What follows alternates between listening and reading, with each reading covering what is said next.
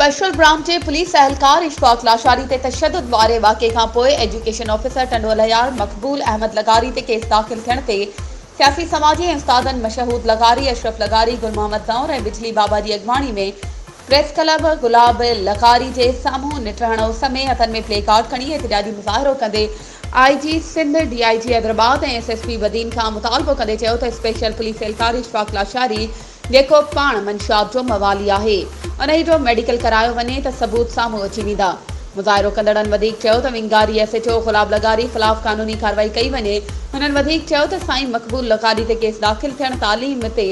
Tech आहे। मुज़ाहिरीन आला अख़्तियारनि खां घुर कंदे चयो त अगरि मक़बूल लगारी तां कूड़ो ऐं मनगढ़ंत केस ख़त्म न कयो वियो त एहतिजाज जो दाइरो वसी कयो वेंदो। वधीक ख़बरुनि ऐं अपडेट्स जे लाइ असांजे चैनल खे सब्सक्राइब कयो